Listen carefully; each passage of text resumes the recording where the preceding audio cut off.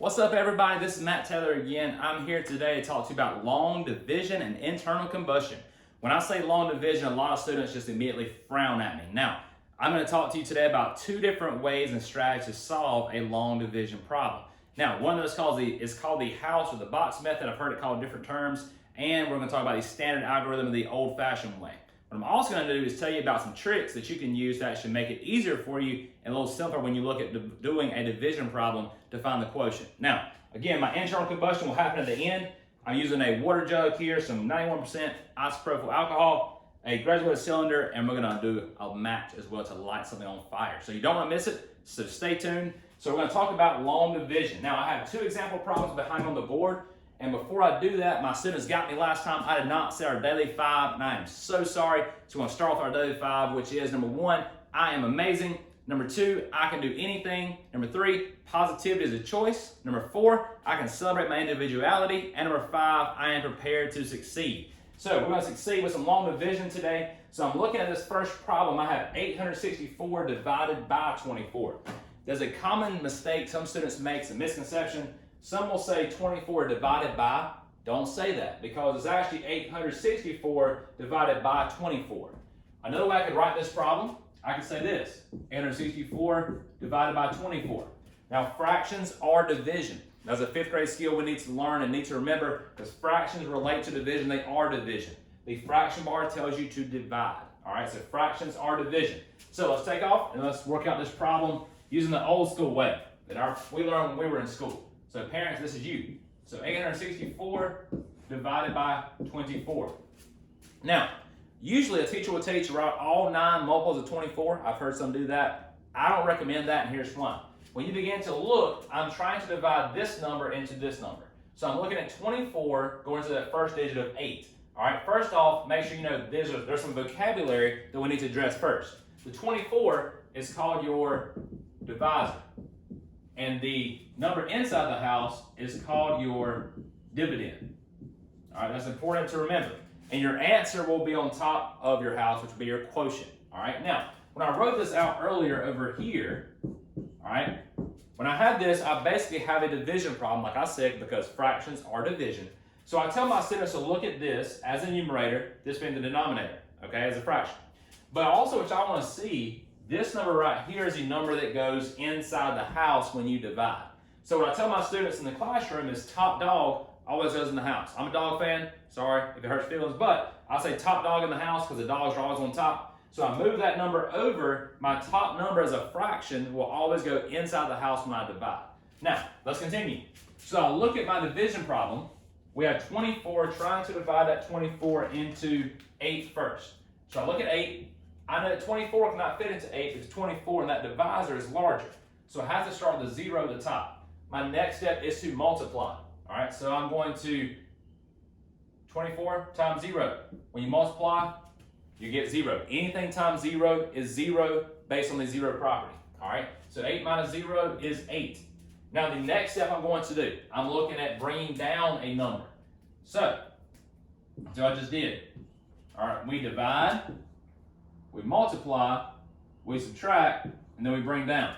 Some people will refer to this as, does McDonald's serve burgers? Which they do, and they're delicious, so go check one out. So does McDonald's serve burgers when looking at it? I've heard different ways to see it, but I've always said, does McDonald's serve burgers? Now, you also can say, does McDonald's serve cheeseburgers? Because you can also check, but I'll address that at a different time. Okay, so today we're just looking at, does McDonald's serve burgers? So I divided 24 into 8. 0 times, I multiplied 0 times 24 to give me 0. Now I subtracted 8 minus 0 to get a difference of 8. I brought down my 6, I have 86.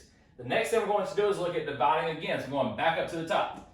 So 24, can it go into 86? And you're like, how do I even begin to understand that? Here's what I tell my students. If I'm looking at this digit, I'm going to look at the first digit of my divisor and the first digit of the dividend that I have now. 2 and 8 gives me a starting point. You know your math facts, your basic math facts. 2 will go into 8 4 times, which means that I can try multiplying to 24 by 4. Now, when I do that, 4 times 4 is 16, carry my 1, I will get an answer of 96 for my product. We know that is too much, but we do know that 1 less than 4 will probably work. So let's stick with 3. So we're going to say 3 is going to go up on top above the 6. Now again, make sure, inside the house, you have a digit above every digit inside the house. Whether it be a 0 or a digit above 0. Make sure there's a digit of every digit. And you cannot put 2 digits above a single digit. Do not do that as well. All right, so here we go. So 24 times 3 is what I have to work out now. So 24 times 3, 4 times 3 we know is 12, carry my 1. I now have 72, which is smaller than my dividend, so it does work. So now, my next step was to subtract. 86 minus 72, I have 4 here. 8 minus 7 is 1. 14, my next step is to bring down. So my last digit is a 4. When I bring this down again, check it out. 2, now look at the first 2 digits. If you have a 3-digit dividend, look at the first 2 digits instead of the first 1, okay? 2 we're going to 14, how many times? You would tell me 7, all right? Well, if I multiply 24 times 7, unfortunately, 28 carry my 2 gives me 168, which is a little too high. So let's backtrack to 6. All right, so 24 times 6, 4 times 6 is 24, carry my 2. 2 times 6 is 12, plus 2 is 14. Now look at that, 144, 144. Boom. So when I subtract now, last but not least, I get 0. When I bring down, there's nothing left to bring down, and I have no remainder, which means that 36, let me write some blue, because that will bother me if I don't. 36 becomes my quotient for this division problem.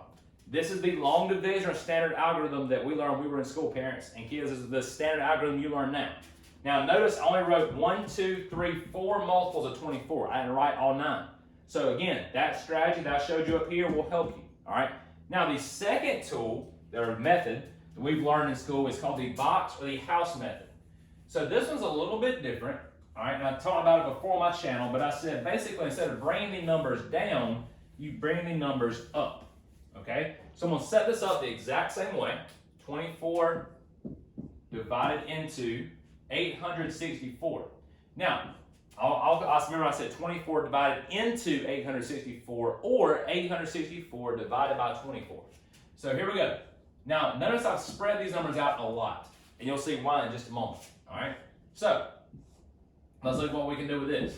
Now, remember, division is repeated subtraction, just like multiplication is repeated addition. All right. Inverse operation. So here we go. 24 will go into 8. We said 0 times before. 0 times 24 again. We got divide, multiply, subtract, bring down, right? But this time, we're not bringing down, we're bringing up. All right, so remember that. Here we go. 24 cannot go into 8, so I put a 0. 0 times 24 is 0. I subtract, I bring up. So 8 actually comes in front of the 6. So there's that 86 we saw before, but we saw it down here. Now it's actually up here instead. So I'm going to still say the 3. We've already figured that out earlier. So 3 times 24, which gives us, remember, 72. And when I subtract, I now have 14. Now, again, we're at this point where I bring it back up again. So 14 comes up, I have 144. All right, so when I brought 144, if you remember before, we said it was times 6. So 6 times 24 is 144. When I subtract, I have no remainder left over. So 36 becomes my quotient. Students like this strategy because if you notice, I didn't bring up this whole entire board. It only took up this small section. Now the only thing is you have to make sure you bring your numbers up instead of bringing them down. That's the only difference. Also, when you first set up the problem and draw your house, your boxes, the issue is going to be making sure you have enough space. All right, I tell my students all the time that space is a major concern because if your numbers get jumbled together, they won't make a lot of sense. So you got to bear with me on that. Okay, so let's check it out. So this answer is 36. Let's go to our next example.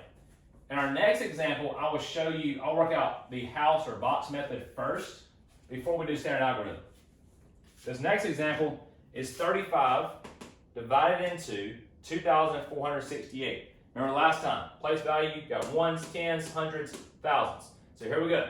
We're going to divide 35 into 2,468. Again, draw your lines, make sure everything's nice and straight and neat. All right, here we go. I start dividing. 35 cannot fit into 2. So I'm going to have to put a 0 at the top. I'm multiplying next. 0 times 35 is 0. When I subtract, I have 2. I bring that number up. 35 now, look at this. Still cannot go into 24 because it's too large. So I have 0 again. Multiply 0 times any number 0 because of 0 property. I have 24. And now I have to bring 24 up to make 246. Now, let's pause for a moment and go back. Remember, this is my divisor. This is my dividend. That trick I showed you before. If you look at this number right here, the first digit of your divisor, I want you to look at the first 2 digits in your dividend, which is 24. How many times can 3 fit into 24? You would tell me 8. So let's stick with 8. Let's go 35 times 8. 5 times 8 we know is 40. Carry my 4. 3 times 8 is 24 plus 4 is 28. That is 280. That is 280. That is a little too large. We have to go backtrack down to 7 instead. So let's try 7 right over here. So we have 35 times 7. We get 35 my 3. 3 times 7 is 21 plus 3 is 24. So 245 fits just right with 1 left over. I bring that 1 to the top. Now look at this last part. A lot of students would leave this blank and say 7 remainder 18. You can't stop there because I'm not finished yet. I have to divide again. 35 cannot fit into 18. I have to put a 0 up here at the top. Make sure you do that. 0 times 35 is still 0. Now watch this. That right there becomes my remainder. Now this is remainder 18. Now there's a trick I tell my students. I'm going to erase that remainder 18 for just a moment. I tell them this. I was saying, and a teacher I taught with in Dublin City before, we had this as well, but we said Willie needs diapers. Or if you watch the series, Arthur, DW is naughty. So Willie needs diapers. And here's why I said that. All right, Willie, that's your whole number. 70 is your whole number. Needs is your numerator, which becomes 18. And your denominator will be 35. So if you were asked to write this as a mixed number on a test, it would be 70 and 18/35.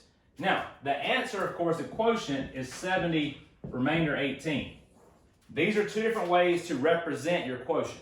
But if you want to write as a mixed number, DW is naughty or Willie needs diapers. However you want to remember that, it's a good little fun way to do it. So 70 and 18/35 or 70 remainder 18. And that is your house or box method as we're looking at it. Now, again, standard algorithm, very basic, old school. We learned that way for years, but this way is a new way. So I'm hoping you learned something new today. I'm going to address this last problem one more time. 35 divided into 2,468 using the standard algorithm.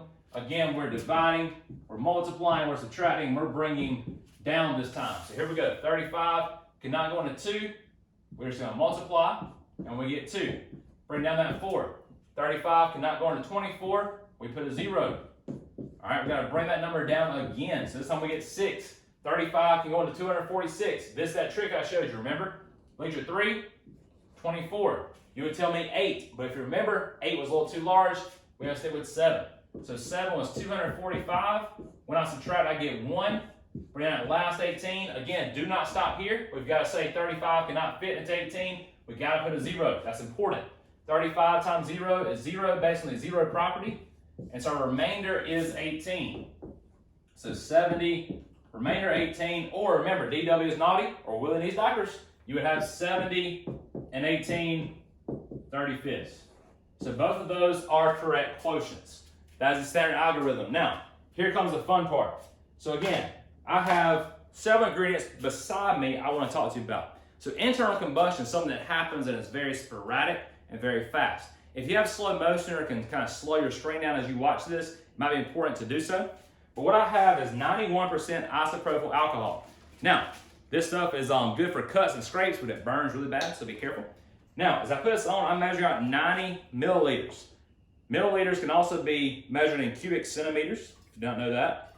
So I measure out 90 milliliters of isopropyl alcohol. Now, with these 90 milliliters, I'm going to put them into a huge water jug. Kids, I do not recommend you trying this at home without a close, very close adult supervision. Now, as I'm looking at this, and I'm just going to switch around a little bit, get all the alcohol around the water jug here. Internal combustion is something that happens and is a chemical change. Again, in 5th grade we talk about chemical versus physical changes, and you'll see that in just a moment. Now, as I do this, I have very long matches. I do not want to get close to this, but here we go. Check it out. So, a little internal combustion. I'm gonna leave it right here. In a moment, what you will see, I'm just gonna put it right here for you, you'll see a cloud form in this. You can see ash going everywhere. All right, so here's the cool thing. As a cloud is forming, what happened is that alcohol is now turned to water. Isn't that crazy? That is a chemical change, and like I said, if you do it at home, close adult supervision. Thank y'all so much, and I'll see you next time on The Shop. Thank y'all. Have a good one.